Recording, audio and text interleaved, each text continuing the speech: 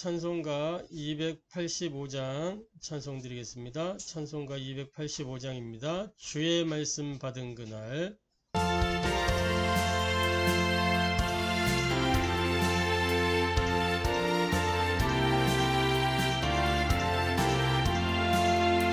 주의 말씀 받은 그날 참 기쁘고 복되도다.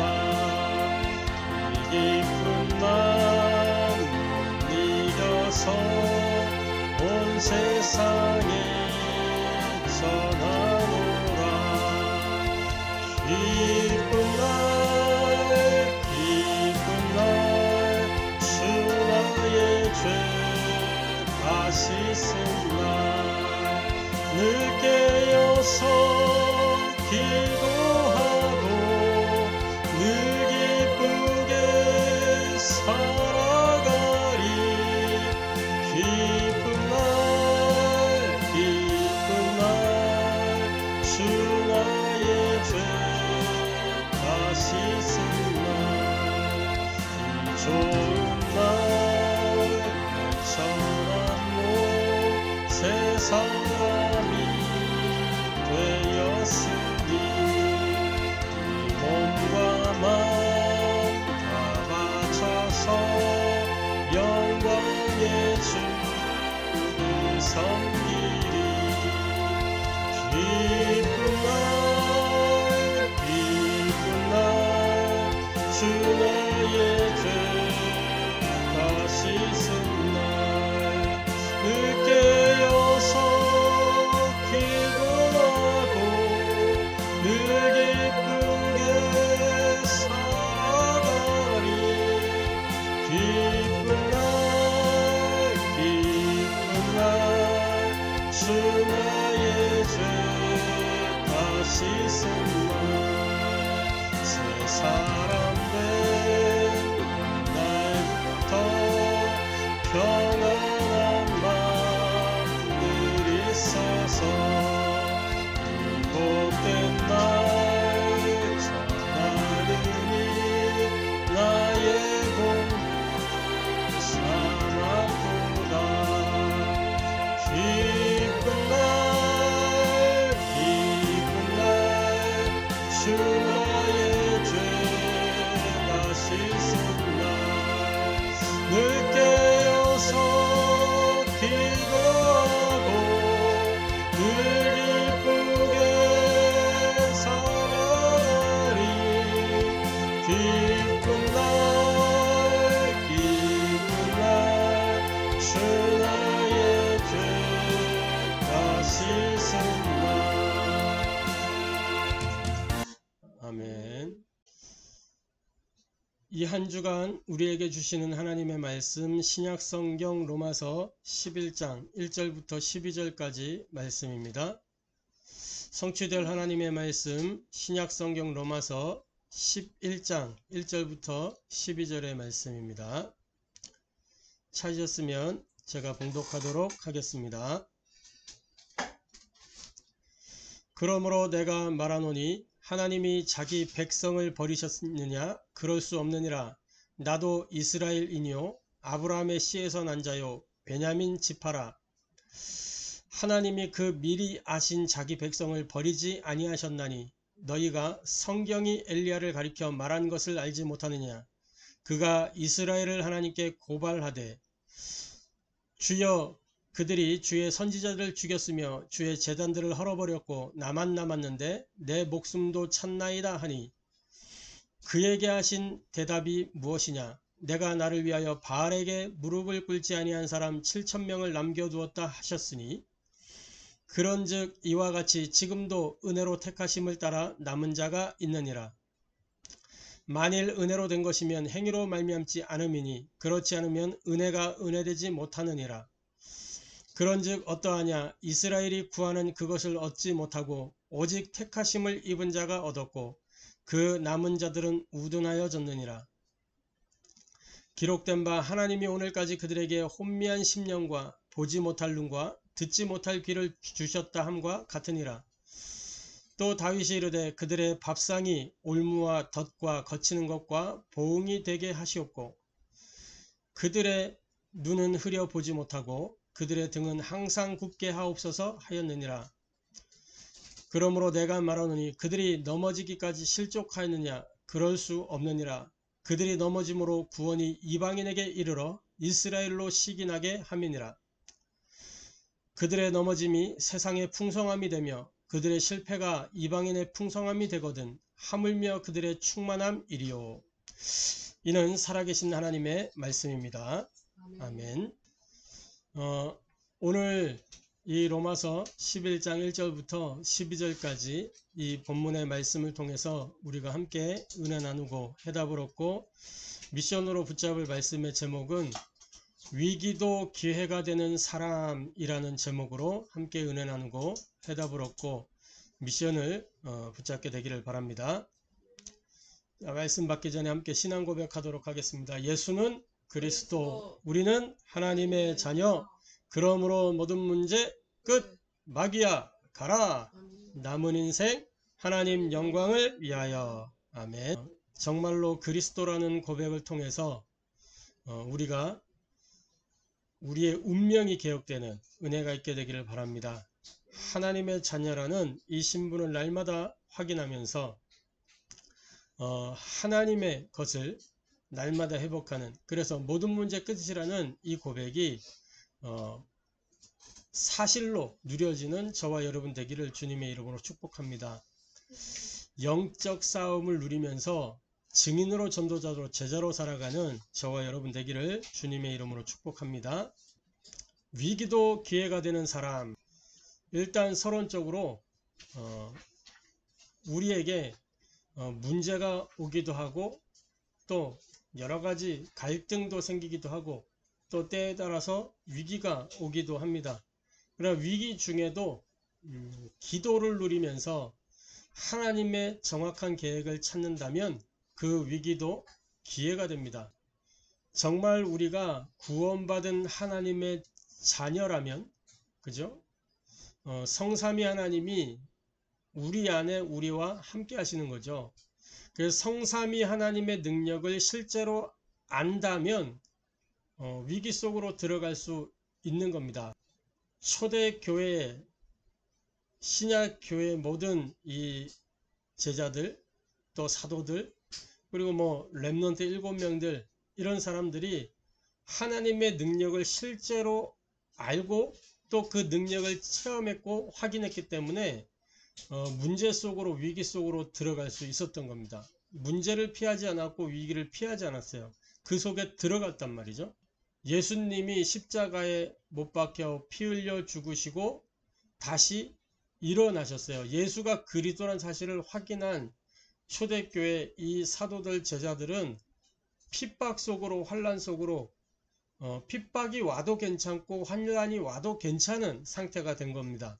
그러니까 성삼위 하나님의 능력을 실제로 알았기 때문에 문제가 와도 괜찮았고 위기가 와도 괜찮았던 겁니다. 위기 속으로 오히려 바울 같은 경우에는 이 그리스도를 정확히 알고 있었기 때문에 하나님과 동행하는 그 비밀이 있었기 때문에 오히려 이랬잖아요. 그 예언하는 그 여인들이 로마로 가면 죽는다. 이게 분명히 이것도 하나님의 계시 아니겠어요? 성령이 깨닫게 하셨다 그러면서 얘기하는데 맞는 말이겠죠. 근데 바울은 오히려 죽는다고 얘기하는데 나를 막지 마라 하면서 믿음을 고백하고 오히려 그 길로 도전을 하잖아요.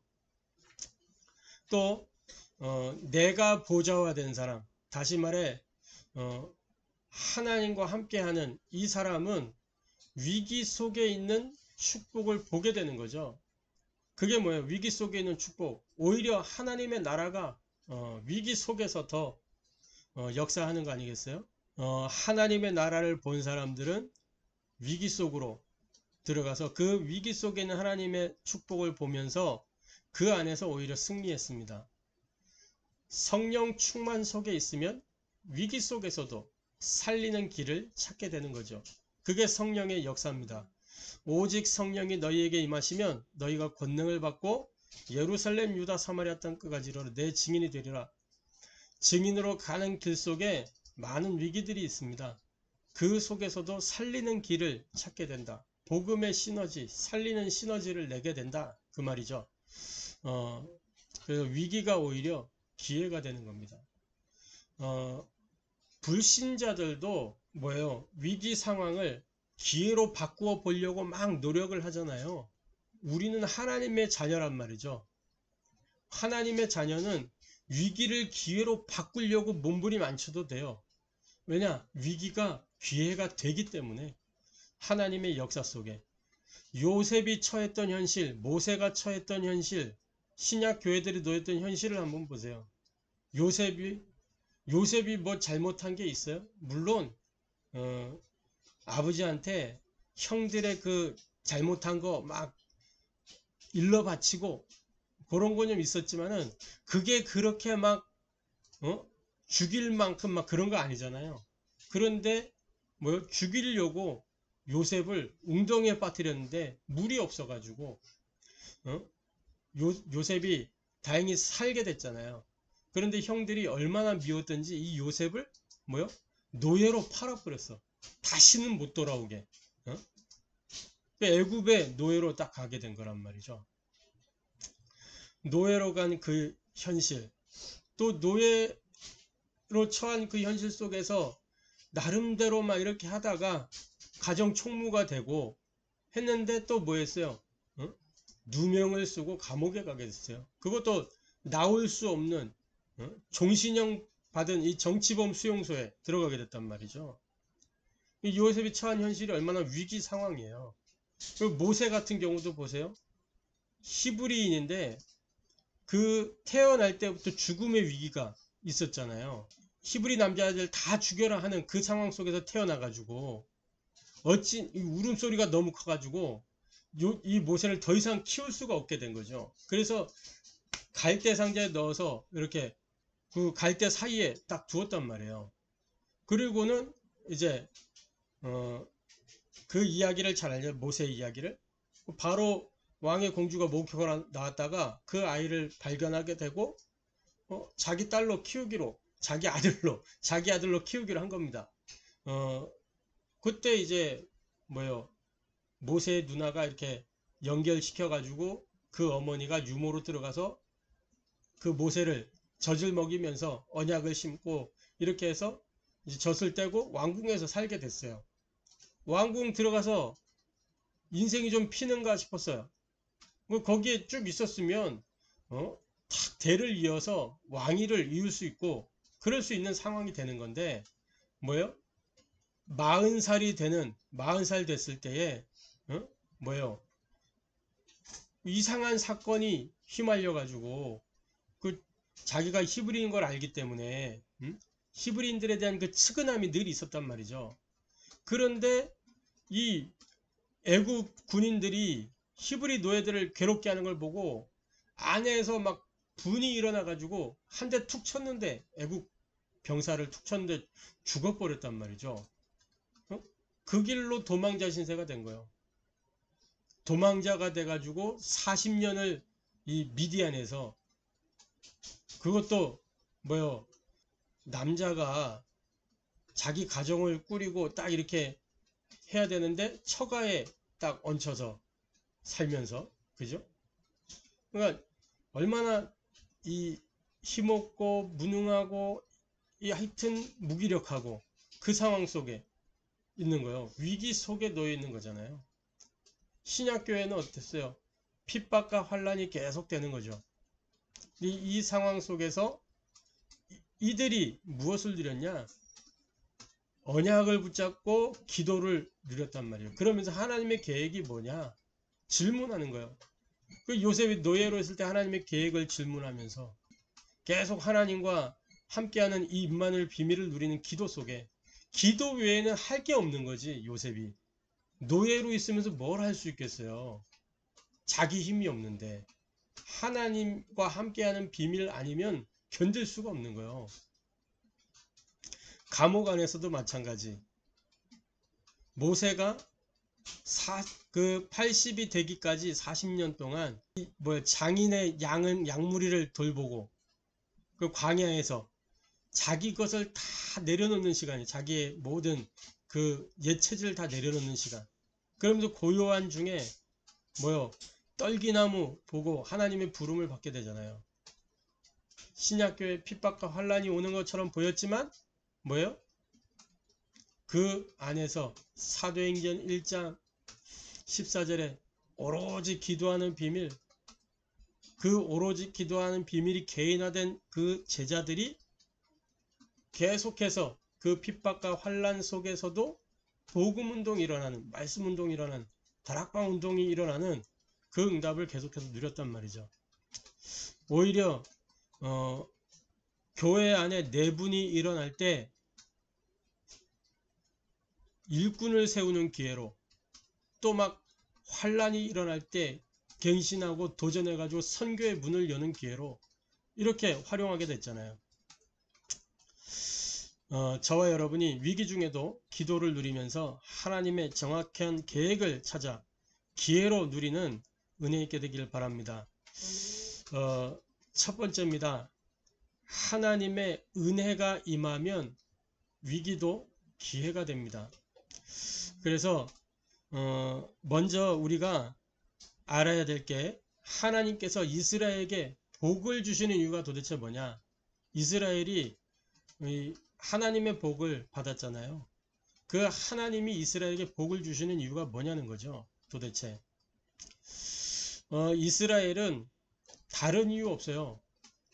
하나님이 어떤 한 민족을 택해서, 한 나라를 택해서 이 복음이 시작돼야 된단 말이죠. 그래서 하나님이 이스라엘을 택한 거예요. 다시 말해, 이스라엘에게 주어진 복은 샘플과 같은 거죠. 샘플, 모델이란 말이에요. 모델, 대표성을 지니고 있는 복이에요. 이스라엘은 선민이잖아요. 선민. 하나님이 선택을 받았어요. 왜 샘플이 필요하고 모델이 필요하고 대표성의 복이 필요하냐. 우리가 뭔가 물건을 살 때에도 샘플을 보고 이거 사도 되겠구나 해서 사잖아요. 그죠?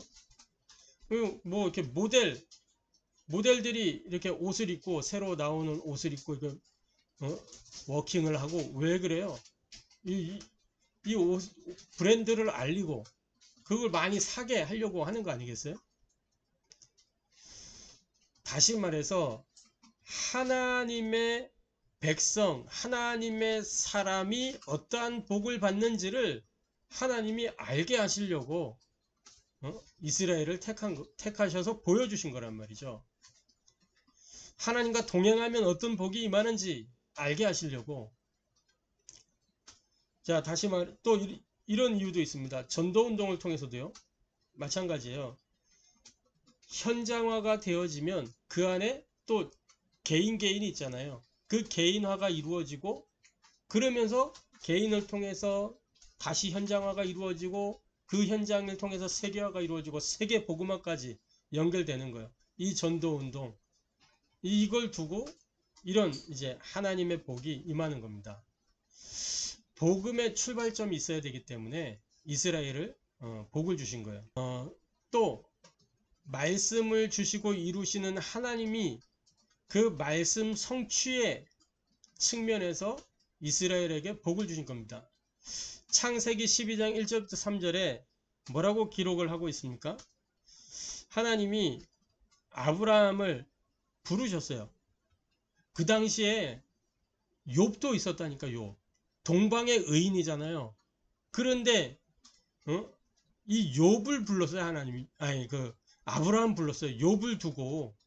욥은 이미 하나님 믿고 있는데 그 욥을 통해서 일하시지 않고 아브라함을 부르셨다니까. 왜 그렇겠어요? 하나님이 보이시고자 하는 일이 있는 거예요. 아브라함을 불러내셔서 그 아브라함에게 말씀하셨어요. 무엇을 말씀하셨냐? 자, 내가 네게 보여줄 땅으로 가라. 그러면 내가 너로 큰 민족을 이루고 네게 복을 주어 네 이름을 창대하게 하리니 너는 복이 될지라. 너를 축복하는 자 내가 복을 내리고 너를 저주하는 자 내가 저주하리니 땅의 모든 족속이 너로 말미암아 복을 얻을 것이니라. 요 약속을 아브라함에게 하셨어요. 그 약속을 이루시기 위하여 이스라엘이 복을 받는 거예요. 이렇게 지금도 이 약속의 말씀이 지금도 성취되고 있다니까. 하나님의 말씀은 영원히 불변하기 때문에 이스라엘은 앞으로도 계속 회복되어질 것이고 돌아오게 될 것이고 하나님의 큰 민족으로서 역할을 하게 될 것입니다. 그게 성경의 결론이에요. 이스라엘이 돌아온다는 거예요. 그렇기 때문에 언제나 말씀을 주시고 성취하신 하나님이 말씀 성취를 위해서 이스라엘에게 복을 주시는 거예요. 우리에게 왜 복을 주시냐? 전도 선교를 위해서 우리에게 복을 주시는 거예요. 할렐루야. 그 하나님의 복을 저와 여러분이 누리게 되기를 바랍니다. 자, 그런데 하나님이 복을 주셨음에도 불구하고 이스라엘을 실패시켰어요. 오늘 본문에도 보면은 이스라엘의 실패에 관한 이야기가 나옵니다. 그래서 바울이 그러잖아요. 11장 1절에 그러므로 내가 말하노니 하나님이 자기 백성을 버리셨느냐? 그럴 수 없느니라. 나도 이스라엘이니요 아브라함의 씨에서 난 자요 베냐민의 지파라. 하나님이 그 미리 하신 자기 백성을 버리지 아니하셨나니 너희가 성경이 엘리야를 가리켜 말한 것을 알지 못하느냐? 그가 이스라엘을 하나님께 고발하되 하면서 7,000명 남아있다 이런 이야기를 하잖아요. 그러면서 로마서 11장 5절부터 7절에 보면은 그런즉 이와 같이 지금도 은혜로 택하심을 따라 남은 자가 있느니라. 만일 은혜로 된 것이면 행위로 말미암지 않음이니 그렇지 않으면 은혜가 은혜지지 못하느니라. 그런즉 어떠하냐? 이스라엘이 구하는 그것을 얻지 못하고 오직 택하심을 입은 자가 얻었고 그 남은 자들은 우둔하여졌느니라. 그 남은 자들 7,000명 남아있다 그랬는데 그 남은 자들이 우둔하여졌대요. 우둔하여졌대. 그러니까 우둔해져서 복음 놓치고 언약 놓치고 실패하게 됐다 그 말이에요. 하나님이 이스라엘 실패시키신 이유가 나옵니다. 하나님의 절대 언약, 절대 여정, 절대 목표 이게 뭔지 모르고 이걸 깨닫지 못했기 때문에 결국은 실패하게 됐다 그 말이에요. 하나님이 실패시키신 이유가 복을 주셔놓고도 실패시킨 이유가 그겁니다. 하나님의 복을 받았으면 깨닫고 하나님 나라의 일을 위하여 하나님의 일을 위하여 그쵸? 하나님 나라를 위하여 살아야 되는데 자꾸만 이 사람들은 다른 것, 틀린 것, 망할 것에 집착했어요. 그게 뭐냐? 자기들이 만들어 놓은 전통 또 우리는 선민이다라고 하는 그 왜곡된 선민 사상 선택된 건 맞아요. 선민인 건 맞는데 자기들은 선민이고 이방인이란 말을 사용하면서 말이에요. 자기들만 선민이고 이방인은 자기 무리에 들지 않으면 이건 다 개돼지만도 못한 거라 짐승만도 못한 거예요. 그런 왜곡된 선민관을 가지고 선민이라는 것은 모델이요. 모델. 하나님 백성으로서 모델.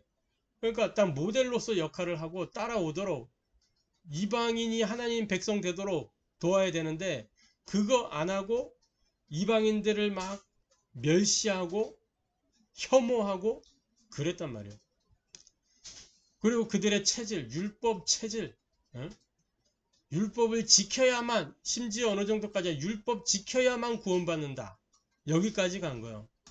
언약으로 구원받은 건데 언약 곧 복음인데 그 복음으로 구원받는 건데 복음 믿음으로 구원받는 건데 율법 지켜야 구원받는다. 이런 전통과 사상과 체질 때문에 결국은 하나님이 이스라엘 실패시키시고 새로운 시작을 하신 겁니다. 이방인들 중심으로. 왜 하나님이 이스라엘 실패시키셨냐? 하나님 나라의 일을 이루기 위해서. 오늘 우리가 읽은 본문 11절 12절에 보면 그러므로 내가 말하니 바울이 이야기하는 겁니다. 그들이 넘어지기까지 실족하였느냐? 그럴 수 없느니라. 그들이 넘어짐으로 구원이 이방인에게 이르러 이스라엘로 식인하게 함이니라. 그들이 넘어짐이 세상의 풍성함이 되며 그들의 실패가 이방인의 풍성함이 되거든 하물며 그들의 충만함이려. 하나님 나라의 일을 이루기 위해서 이스라엘을 하나님이 실패시켰다는 거예요.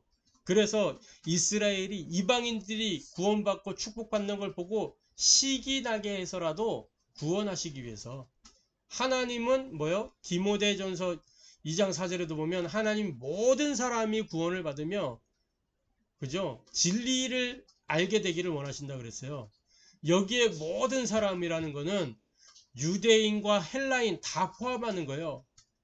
유대인과 헬라인이라는 표현은 유대인과 이방인 모든 사람을 포함하는 거란 말이에요. 모든 사람. 그죠?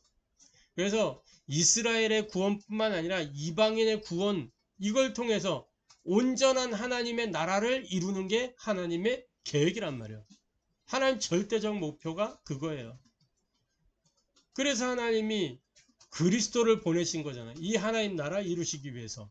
그래서 그리스도가 이 땅에 오셔서 가장 먼저 던진 메시지가 뭐예요? 회개하라. 하나님의 나라 천국이 가까이 왔느니라. 그런 거 아니겠어요? 이걸 위해서 언약의 여정이 있는 겁니다. 할렐루야. 이스라엘 실패시킨 이유 멸망하도록 무너뜨린 게 아니라 하나님 나라의 일을 이루기 위해서 잠시 실패처럼 보이게 만든 거예요. 지금도 열방 가운데 이스라엘이 세계 흐름을 다 주도하고 있잖아요. 말씀은 성취되고 있어요. 지금도. 그죠? 문화를 주도해 가고 있잖아요. 이스라엘. 유대인들이. 이스라엘 백성 아니겠어 그들이. 그러면서 한쪽에서는 저 이스라엘 땅에서는 또 하나님 나라를 이루기 위한 일들이 지금도 이루어지고 있는 겁니다. 그러니까 모든 역사의 흐름은 하나님의 절대 언약과 여정과 목표를 이루는 데에 초점이 맞춰져 있는 거예요. 할렐루야. 그래서 이스라엘이 놓여 있는 그 문제 상황 이것도 다 오히려 하나님이 다 기회로 바꾸시고 있는 거예요. 자, 2차 대전으로 유대인들이 600만 명이 학살당한다. 이런 위기 상황이 됐었을 때에도 그죠? 하나님은 그들 중에 남은 자들을 또 보호하시고 추리셨어요. 그래서 하나님 나라의 일들을 계속 이루어 가셨단 말이에요. 이스라엘이 그렇게 국제사회에서 여기저기 핍박받고 하는데도 끈질기게 살아남아 계속. 하나님이 그 안에서 또 시작을 하시고 기회를 만들어 가시는 거예요. 할렐루야. 자, 세 번째입니다. 우리는 참 이스라엘의 정체성과 사명을 회복해야 됩니다. 참 이스라엘은 어떤 사람들이냐? 오직 은혜로 남은 자들이에요. 은혜로 남은 자. 오늘 우리가 읽었던 본문에 뭐라고 되어 있습니까? 11장 5절에 보면 이와 같이 지금도 은혜로 택하심을 따라 남은 자가 있느니라. 이 은혜로 남은 자는 모든 위기가 기회로 바뀌어져요. 몸부림을 안 쳐도 은혜가 임하면 모든 위기도 기회가 돼요. 그걸 보고 뭐라 그러냐? 하나님의 절대 주권이다 그래요. 누가 남은 자냐? 그리스도를 통해서 하나님의 자녀가 된 사람, 이 복음으로 오직이 된 사람이 남은 자예요. 은혜로 구원받은 자. 예수 그리스도를 믿는다는 것은 주인이 바뀐 걸 이야기하는 거예요. 주인이 바뀐 거. 그게 남은 자예요. 참된 이스라엘은 어떤 사람이냐? 절대 여정 속에 있는 남는 자, 남을 자들이에요. 다시 말해 이 하나님이 우리를 구원하셨어요. 남은 자가 됐잖아요. 이 남은 자는 절대 여정을 걸어가고 있는 거예요. 그래서 남는 자로 남을 자로. 남는 자는 뭐냐?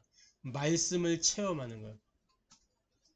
예수가 그리스도이심을 확인하고 체험하고 하나님 주신 말씀이 성취되는 것을 체험하고 그래서 예루살렘, 유다, 사마리아 땅까지 증인되리라 이 말씀이 확인되고 그래서 남을 자 237 나라의 빛을 발하고 모든 흑암의 문화를 빛의 문화로 바꾸는 사람, 이게 남을 자들이야. 그리고 뭐요? 남은 자의 사명, 렘넌트의 사명은 뭐냐? 결국은 남길 자가 되는 겁니다. 남길 자. 무엇을 남기는 거냐? 말씀이 성취되는 말씀 성취, 기도의 응답, 하나님 살아계심의 그 증거, 성령의 역사의 증거, 그걸 통해서 뭐요? 후대운동을 일으키는 후대운동. 후대운동이라고 할 때 두 가지 개념이 있어요. 연령적으로 후대, 우리 어린 후대들, 그죠? 다음 세대들, 요 후대운동이 있고, 또 하나의 후대운동은 뭐냐? 나이와 상관없이 복음의 씨를 받을 후대, 렘넌트라 그래. 렘넌트. 렘넌트는 계층별 렘넌트가 있고 복음 자체가 렘넌트요. 이사야 6장 13절 뭐라고 됐어요? 거룩한 씨가 뭐라 그랬어요? 거룩한 씨가 이 땅에 그루터기니라. 그 거룩한 씨가 뭐예요? 홀리시드. 이 거룩한 씨 그리스도예요. 이 그리스도 자체가 렘넌트란 말이에요. 다시 말해 이 거룩한 씨를 소유하는 그 사람이 렘넌트다. 그래서 나이와 상관없이 복음 받을 이제 사람들을 향하여 나아가는 그 후대운동, 복음의 후대운동, 이 두 가지 후대운동을 하는 겁니다. 그래서 남기는 거예요. 복음의 사람들을 남기는 겁니다. 남은 자의 사명은 남길 자다. 할렐루야. 저와 여러분이 남길 자의 사명을 감당하게 되길 바랍니다. 이 남길 자로 살려고 딱 결단하는 순간 모든 위기도 기회가 돼요. 성경의 렘넌트들이 다 오히려 위기가 기회가 됐어요. 다니엘 보세요. 다니엘. 다니엘 6장에도 보면 전에 하던 대로 하루에 3번씩 기도했어요. 이 왕을 신이다 해놓고 왕에게 절하지 않는 자를 다 죽인다 그랬는데 여호와의 이름으로 기도하고 그것 때문에 결국은 사자굴에 들어가게 됐잖아요. 왕은 다니엘을 너무 신임했기 때문에 자기가 이 조서에 어인이 찍어놓고도 아차 싶었던 거지. 다니엘이 걸리는 거 늘. 다니엘이 사자굴에 들어갈 때 그랬잖아요. 사시는 하나님 중 다니엘아, 너희 하나님 너를 구하시기 능하셨냐. 밤새 이 왕이 잠을 못 이루고 그랬던 거예요. 탁 밟자마자 가가지고 사신 너를 구하시기 능하셨느냐. 다니엘이 왕이여 왕은 만세수를 하옵소서. 어젯밤에 하나님의 사자가 사자 입을 봉하셨으므로 하면서 하나님께 영광 돌리고 오히려 그 위기가 기회가 돼버려. 그래서 모든 그 간신배들 싹 다 죽이고 새로운 시작을 하죠. 그 나라가. 이렇게 하나님의 은혜가 임하면 위기가 기회가 되는 거예요. 저와 여러분이 하나님의 은혜 속에서 위기도 기회로 만드는 그 증인 전도자 제자가 되기를 주님의 이름으로 축복합니다. 자, 그래서 저와 여러분이 이제 뭐 하면 되느냐? 우리의 삶 속에 무너지지 않는 절대 망대를 세워야 됩니다. 위기도 기회가 되기 위해서 우리 삶이 뭐가 되는 절대 망대가 돼야 돼요. 요번에 우리 렘넌트 대회 메시지였죠. 절대 망대. 어떤 망대를 세워야 되냐? 내 삶 속에 이 절대 망대를 세워야 돼. 내 삶 속에. 언제? 날마다 오늘과 지금과 여기서 이 절대 망대를 세우는 거예요. 어떻게 세워야 되느냐? 어떤 망대를 세워야 되냐? 자, 어떻게 세워야 돼요? 절대 망대를 세우는 거는 정확한 언약을 붙잡아야 돼. 정확한 언약을. 이 정확한 언약을 붙잡고 뭐요? 영적 서밋이 돼야 된다 그랬어요. 그리고 뭡니까? 시대를 리드하는 거요. 시대를 앞서가야 돼요. 이끌고 가는 사람이 돼야 되는 거죠. 그게 절대 망대입니다. 정확한 언약을 붙잡고 있으면 뭐요? 그 사람이 플랫폼이 돼요. 내가 영적 서밋이 되어 있으면 그게 뭐요? 파수망대요. 시대를 리드한다는 건 뭐예요? 안테나가 되어 있는 거예요. 이미. 그 망대라는 거예요. 그래서 망대 안에 이 세 가지가 있는 거잖아요. 그죠? 자, 정확한 언약을 붙잡았다는 건 뭡니까? 결국은 신분을 이야기하는 거예요. 신분. 언약이 뭐예요? 언약. 하나님의 언약 중에 핵심은 이겁니다. 나는 너희의 하나님이 되고 너희는 나의 백성이 되리라. 다시 말해 뭐예요? 내가 너와 함께 하겠다. 이게 하나님 약속 중에 약속이잖아요. 이게 우리 신분을 이야기하는 거예요. 그죠?